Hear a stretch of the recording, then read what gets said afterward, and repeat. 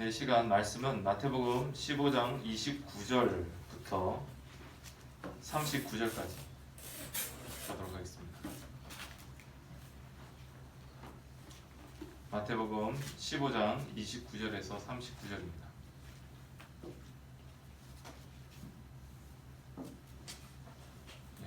마태복음 15장 29절에서 39절까지 교독으로 읽을게요.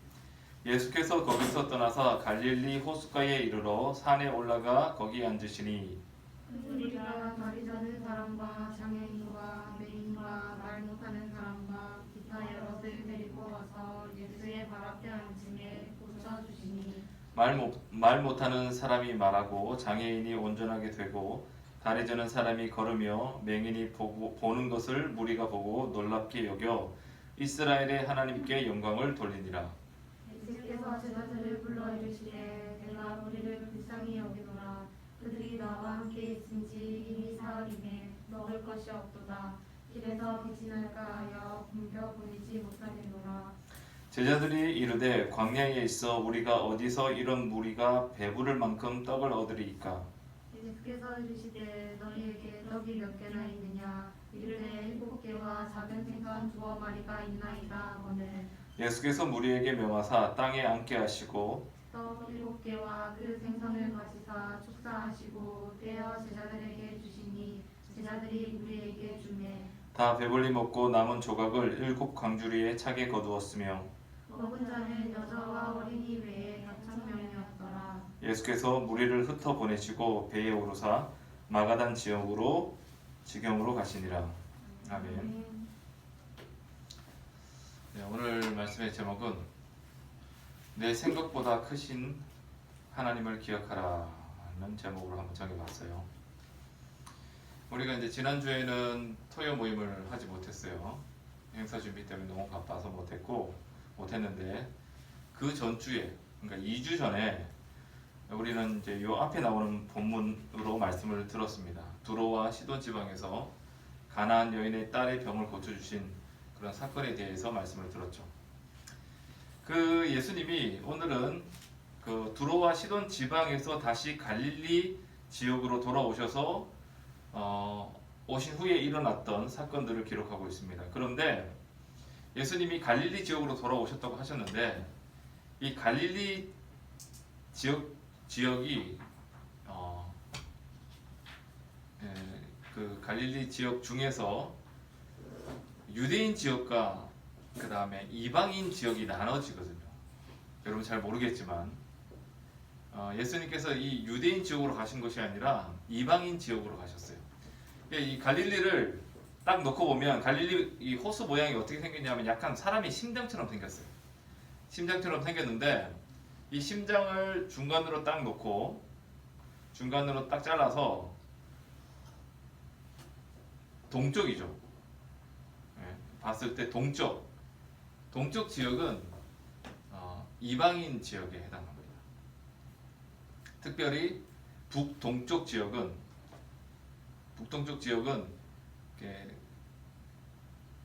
그리스어로 헬라어로 데카폴리스라고 부르고 성경에는 데가볼리라고 나와요. 성경에는 데가볼리라고 나오고 헬라어로는 데카폴리스라고 하는데 이 데카폴리스라는 말은 폴리스 알죠? 도시입니다. 도시. 데카가 10이에요. 그 북동쪽 지역에 이방인의 도시 10개 이방 도시가 있었거든요. 그 지역을 데가볼리 지역이라고 불렀는데 예수님께서 가셨던 곳은 아마 이 북동쪽 지역에 있었던 데가볼리 지역인 것 같습니다. 자, 그곳에서도 어쨌든 갈릴리 유역이잖아요. 이 갈릴리 유역에서 예수님께서 많은 기적을 행하셨기 때문에 유대인 이방인들이라 할지라도 그 예수님의 소문에 대해서는 이미 그 갈릴리 지역과 온 유대 지역에 소문이 다 났어요. 자자했죠. 그래서 거기가 이방인의 도시가 있던 데가볼리 지역이었지만 그곳에도 예수님에 대한 소문은 퍼져 있었고 이 예수님이 이곳에 오셨다는 소문을 듣고 많은 이방인들이 예수님께 나온 거예요. 많은 병자들을 데리고 예수님께 몰려온 거예요. 자, 그런데 지금 예수님께서 이전에 두로와 시돈 지방에서 와는 달리 지금 이 데가볼리 지역에 와서는 그 병자들을 다 고쳐주십니다. 들어가시던 지역에서 이 가나안 여인에게는 되게 냉정하게 대하셨잖아요. 뭐 이게 자녀의 떡을 취해서 개에게 던져주는 것이 마땅하지 않다 이렇게 말씀하시면서 그 가나안 여인을 어떤 면에서 마음에 상처가 될 만한 이야기를 하셨고 되게 모질게 말씀하셨는데 이 데가볼리 지역에 와서는 병자들을 데리고 오니까 예수님께서 그냥 순순하게 다 고쳐주셔요. 그래서 그렇게 고침을 받은 사람들이 31절에 자, 말 못하는 사람이 말을 하고 장애인이 온전하게 되고 다리 저는 사람이 걸으며 맹인이 보는 것을 무리가 보고 놀랍게 여겨 이스라엘의 하나님께 영광을 돌렸다라고 나옵니다. 여기서 이제 이 지역이 그런 이방인의 지역이었음을 유추할 수 있는 하나의 증거가 나오죠. 이스라엘의 하나님께 영광을 돌렸다. 왜냐하면 그 사람들은 이방인이었고 다른 이방 신들을 섬기고 있었기 때문에 그들에게 이스라엘 백성 유대인들이 섬기는 하나님은 다른 나라, 다른 민족의 신이었을 뿐이에요. 그랬기 때문에 그들은 이 예수님의 이적, 유대인인 예수님의 이적을 보고 그 유대인의 하나님, 이스라엘의 하나님께 영광을 돌렸다라고 말하고 있는 거예요. 여러분 예수님께서 지지난주에서 예수님께서 구원의 순서로서 이스라엘이 먼저라고 말씀했어요. 예수님께서 이스라엘의 잃어버린 양에게 오신 것이 맞습니다. 하지만 그분은 자신의 사역을 유대인들에게만 제한하시지는 않으셨어요. 그리고 이방인들에게도 그들이 고통받는 모습을 보시고는 그들을 긍휼히 여기셨고 불쌍히 여기셨어요. 그래서 이제 가나안 여인도 그 성경에 신약 성경에 예수님께서 이방인들을 고쳐주신 사건이 많이 나오는데 뭐 가나안 여인의 딸 로마 백부장의 부탁도 들어주셨고 그 다음에 데가볼리 지금 여기 이 기적이 일어났던 이 데가볼리 지역에서는 귀신 들렸던 귀신 군대 귀신 들렸던 사람을 귀신을 쫓아내어 주셨죠. 10명의 문둥병자를 고치실 때는 그 가운데 사마리아인도 끼어 있었어요.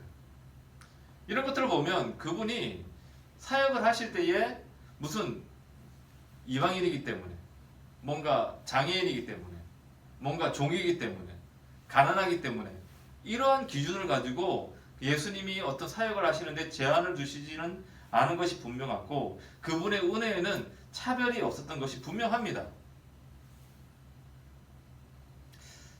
그렇지만 어쨌든 우리가 이 가나안 여인을 그렇게 대하셨던 예수님의 모습에 대해서 좀 의문을 가졌었는데 어쨌든 이 가나안 여인에게 대하신 것과는 사뭇 다른 반응을 계속해서 보여주시는데 32절에도 그러한 또 다른 모습이 보여요. 그게 뭐냐? 예수께서 제자들을 불러 이르시되 내가 무리를 불쌍히 여기노라. 이 무리는 지금 그 앞에 병고침을 받은 그것들을 병자들을 데리고 와서 예수님 앞에 모여있는 그 이방인들을 말하는 거예요. 내가 이 무리를 불쌍히 여기노라.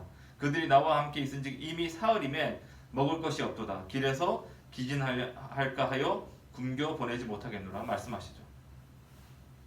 가나안 여인의 딸은 그 딸의 병을 고침받기 위해서 그렇게 간절히 예수님을 불렀지만 아무런 반응을 보이시지 않으셨는데 여기서는 지금 사람들이 아무런 요청을 한 것도 아니에요. 뭐 배고프다 어떤 이런 얘기를 한 것도 아닙니다. 그냥 예수님께서 그 무리를 보시니까 이 사람들이 배가 고플 것 같아. 그들이 뭐가 필요하다는 것을 먼저 알아주시는 거죠. 그들의 필요에 대해서 먼저 관심을 가지시고 예수님이 주도적으로 제자들에게 그 사실에 대해서 지금 얘기하는 게 32절이에요. 보니까 배가 고파. 이 사람들 이대로 돌려보냈다가는 길거리에서 쓰러질 것 같아. 그래서 그 사람들이 요청한 것도 아니고 그 무리들이 요청한 것도 아니고 제자들이 요청한 것도 아닌데 예수님께서 먼저 선제적으로 제자들에게 이렇게 말씀하신 거예요.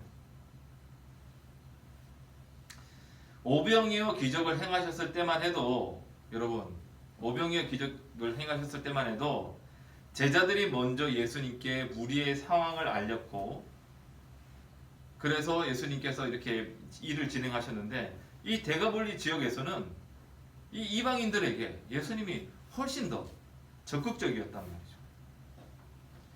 자, 이러한 모습들을 우리가 놓고 봤을 때, 그러니까 앞에 가나안 여인을 대하셨던 모습, 그 다음에 이 데가볼리 지역에서 또 이곳 이방인들을 대하시는 모습, 이런 것들을 봤을 때에 하나님께서 사람을 대하시고 상황을 다루시는 방식이 다양하다는 거예요.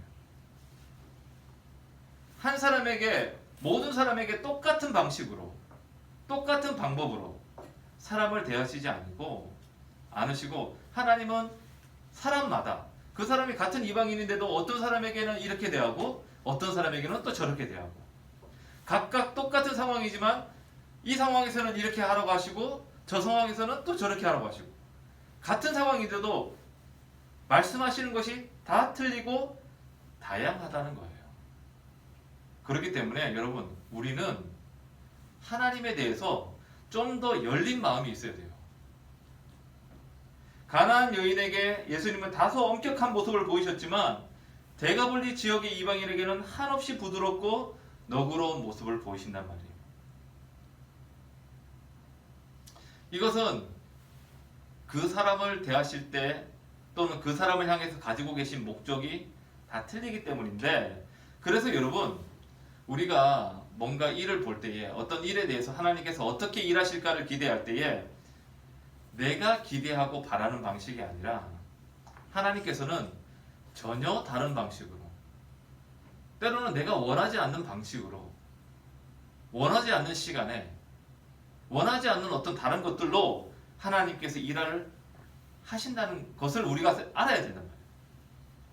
그럴 때에 우리가 좀 더 이렇게 어떤 것이 하나님의 뜻일까를 계속해서 우리가 찾고 물을 수 있는 거예요.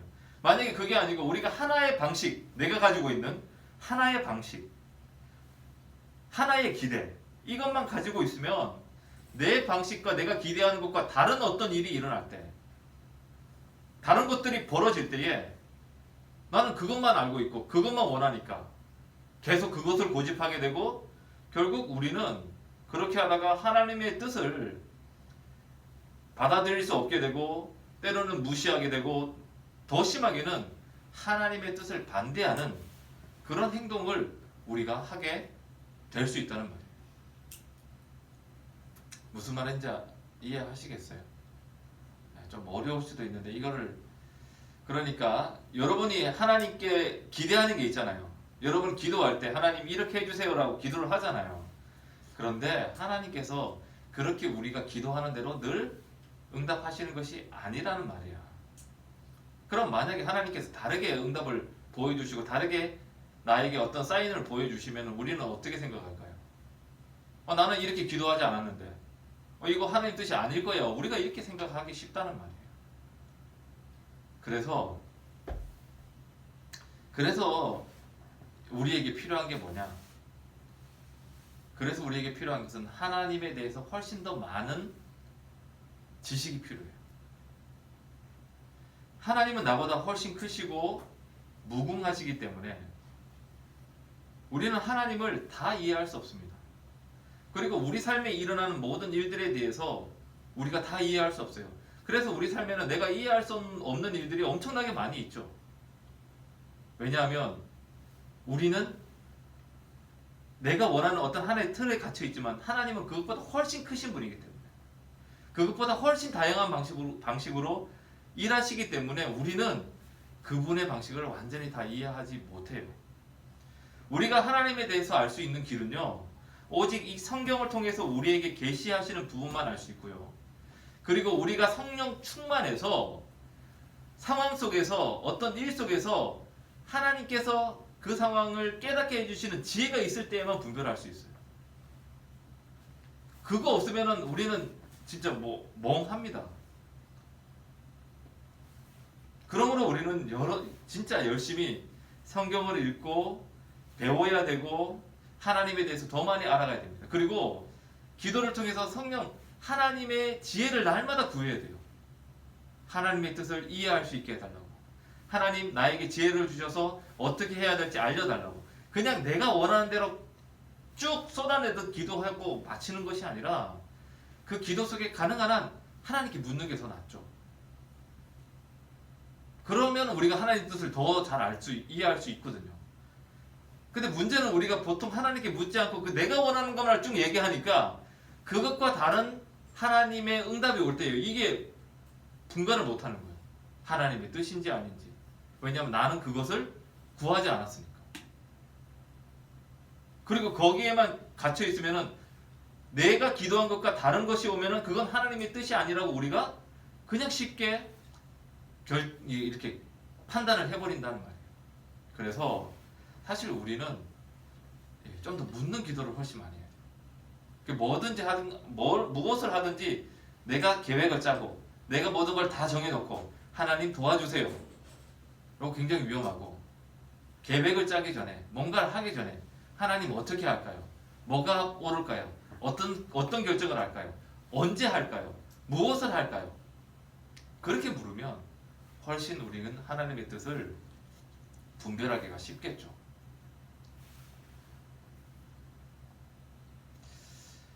그래서 우리는 어쨌든 간에 이렇게 내 뜻만 가지고 막 고집하게 되면 우리는 내 뜻과 맞지 않는 어떤 일이 벌어질 때에 쉽게 원망하고 불평하게 되고 나중에는 그래가지고 나중에 이게 내가 아니었나 보다 하면 정말 하나님께 죄송하게 된 상황에 처할 수 있다는 말이에요. 그렇기 때문에 우리는 좀 더 이렇게 묻는 기도를 많이 하는 게 좋다.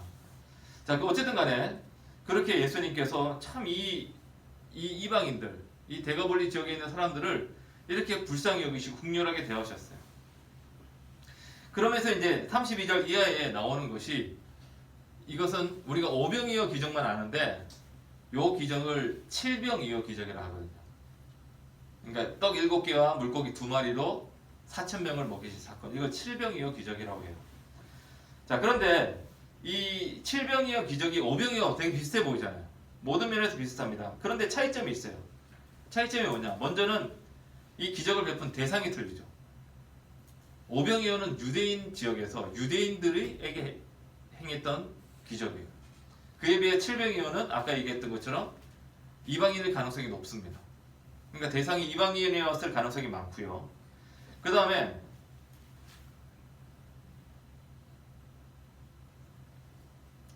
다음에 오병이어 기적에서는 제자들이 예수님께 무리들의 필요를 알렸다면 칠병이어는 예수님께서 먼저 무리의 필요를 아시고 제자들에게 말씀하셨다는 거 앞에서 얘기했어요. 그리고 마지막으로 오병이어에서 유대인들은 예수님을 잡아다가 왕으로 삼고자 했습니다. 이 적은 음식 가지고 5,000명이나 먹이는 10,000명 정도를 먹이는 그런 기적을 행하신 하나님. 이분이 메시아가 맞다. 그래서 예수님을 잡아다 왕으로 삼으려고 했지만 칠병이어에서는 그런 움직임이 전혀 없어요. 그러니까 이것도 이들이 유대인이 아닐 가능성을 보여주는 거예요. 왜냐하면 이들에게는 유대인적인 메시아 관이 없거든요.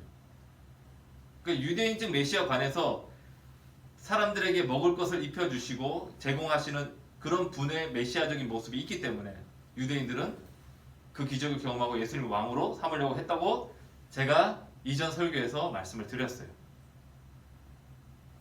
자, 그런데 이렇게 차이점이 있는데 이런 차이점 속에서 제자들의 반응은 오병이어 때나 칠병이어 때나 똑같아요.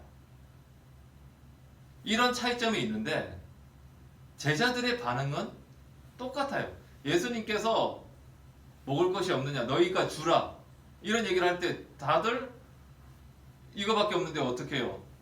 이 사람들을 먹이려면 이만큼 돈이 필요한데요. 하지만 그렇게 해도 조금밖에 먹일 수 없는데요. 막 이런 얘기. 전혀 예수님에 대한 기대가 없죠. 믿음이 없어요. 똑같이 오병이어 기적 때와 마찬가지로 부정적으로 반응을 합니다. 제자들은 예수님께서 5,000명을 먹이시는 기적을 이미 경험했잖아. 오병이어를 통해서 5,000명을 먹이시는 기적을 이미 경험했음에도 불구하고 목격했음에도 불구하고 그와 비슷한 상황 앞에서 다시 여전히 예수님이 무슨 일을 하실 수 있을지 전혀 알지 못하겠다는 것처럼 전혀 예수님께서 뭔가를 기적을 베푸실 것 같다는 그런 기대감이 전혀 없는 것처럼 말을 하고 있습니다. 어쩌면 제자들은 아까 그 가나안 여인을 대하던 제자들의 태도 혹시 기억나요? 그 여인에 대해서 좀 무시하는 태도가 있었다고 얘기했잖아요. 어쩌면 제자들은 이 대상들이 이방인들이었기 때문에 예수님이 유대인들에게 행했던 것과 동일한 기적을 행하실 거라고 기대하지 않았을 수도 있어요. 그건 역시 이방인에 대한 차별적인 시선이 제자들에게 여전히 있는 거죠. 그러니까 설마 유대인들에게 행하셨던 그 기적을, 그것과 똑같은 기적을 이방인들에게도 행하실까? 이렇게 생각했을 수도 있는 거예요. 자, 이런 제자들의 모습을 보면서 사실 우리도 이럴 때가 굉장히 많아요. 우리도 여러분 성경 이야기 너무 잘 알고 있잖아요. 여러분 다 거의 어렸을 때부터 교회 다녔잖아요. 이 오병이어, 칠병이어, 그 외에 여러 가지 기적들 다 아는 이야기예요. 너무 잘 알지만 정작 여러분 생각해 보세요. 여러분들이 홍해를 앞에 둔 것 같은 막막한 상황을 딱 만났을 때예요. 지금 이 사람들처럼 3일을 굶어서 먹을 것이 없는 그런 굉장히 궁핍하고 어려운 상황에 놓였을 때에 여러분들은 누구를 찾았어요? 여러분 누구를 찾습니까? 우리가 성경 이야기는 많이 알지만 정작 어려운 상황에 직면하게 되면 그 성경 이야기를 생각나지 않고 그저 눈앞에 보이는 현실 앞에서 두려워하고 걱정하고 포기하고 절망하고 그럴 때가 더 많지 않나요? 우리가 그 상황 속에서 성경에 있는 그 이야기를 생각하면서 그래, 예수님은 보리떡 5개와 물고기 2마리로 우리를 5,000명이나 먹이셨지. 그래, 비록 지금 내가 이렇게 어렵지만 그 예수님을 믿으면, 의지하면 내가 어려운 가운데도 내가 먹을 오병이어를 주님께 드리면 하나님께서 더 풍성하게 주실 거라는 그런 믿음보다는 내가 없는데 어떻게 해? 그러기가 더 쉽단 말이죠, 우리가. 그러니까 실제 우리가 어려운 상황, 힘든 상황, 이런 상황 앞에서 딱 맞닥뜨려 보면 실제 우리는 내가 알고 있는 성경 이야기, 그 믿음의 사람들이 보였던 그런 반응과 태도는 나랑은 상관없고 나는 여전히 불안해하고 두려워 떨고 움츠러들고 염려와 걱정에 사로잡혀서 지낼 때가 훨씬 많지 않느냐는 겁니다. 제자들처럼 우리도 놀라운 하나님의 기적을 예전에 경험했던 경험이 있어도 하나님께서 우리에게 과거에 공급해 주셨던 그런 사건들이 있었음에도 불구하고 지금은 그 사건이 이 상황과는 또 상관없는 완전히 다른 이야기처럼 우리가 대할 때가 있단 말이에요. 이것이 우리의 연약함이에요. 내가 알고 있고 경험한 것을 필요할 때에 사용할 수 없다면, 도움이 되지 못한다면 결국 그것은 내 믿음의 수준, 진짜 내 믿음의 실력을 드러내 보이는 순간이 되는 거예요. 여러분, 저는 자주 성경을 가까이 하라고 말씀을 합니다. 말씀과 기도 생활을 좀 열심히 하라고 자주 말하고 있죠. 그것은 이런 우리의 연약함 때문이에요.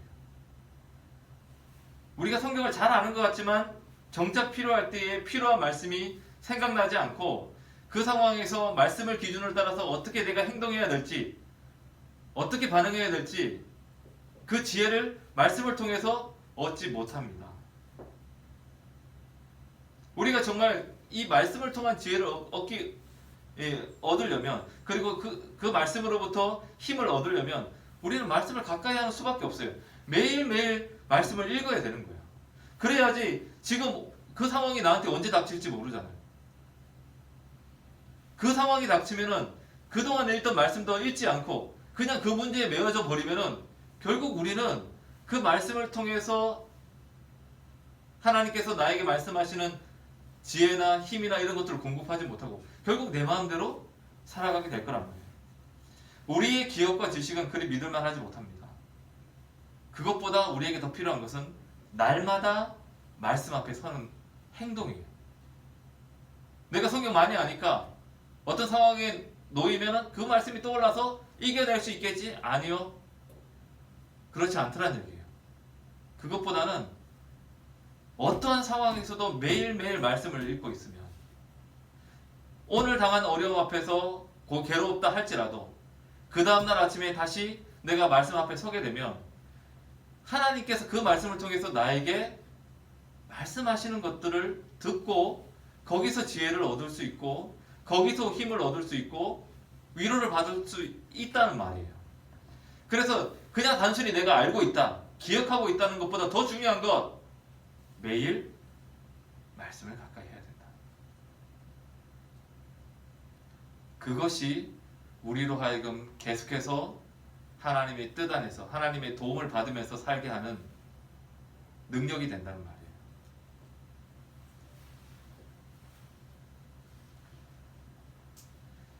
그래서 여러분, 그래서 우리가 매일매일 말씀을 가까이 하는 것이 필요한 겁니다. 이 시간 이런 우리의 연약함을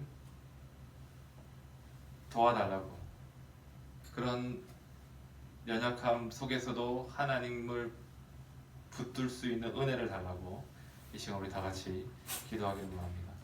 지금 오늘 기도 제목 여러분에게 갈 겁니다.